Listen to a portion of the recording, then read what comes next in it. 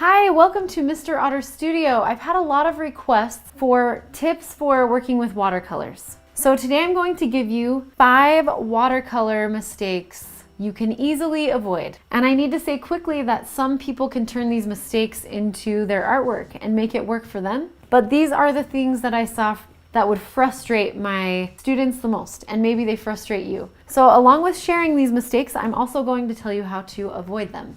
Number 1, scrubbing your paper. This means you're going over your paper too many times with your paintbrush. And what happens is you slowly start to wear the paper down. Your paper starts to disintegrate. To avoid that, you don't need to go over your paper more than once, and if you do, be really careful with the second color. Also, wait till that layer is dry to go over it with another color if you are glazing or layering your colors that way. Number 2, when the watercolor goes where you do not want it to go. We call that bleeding. Watercolor will not go where there is no water unless you move your paper around and it drips. So if you don't want it to go somewhere, make sure that area is dry. This happens a lot while painting eyes and things like that, where the black will bleed into your lighter area. Sometimes it looks really awesome when this happens, and you can control this bleeding so that it can create really awesome artwork.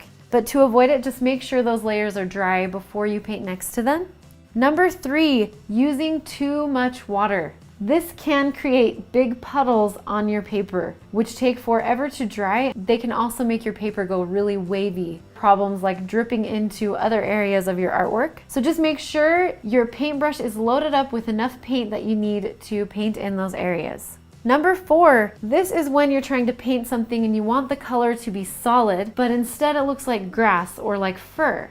This means you need more paint on your brush. That might not be paint directly from your tray, that might be paint on your brush. This actually is a really cool effect if you are trying to create fur. So remember that, if you're painting and it looks like fur, just think, oh, I can use this later when I'm trying to paint that dog, but maybe I don't want to use it on the skin of the face that I'm painting, or something like that.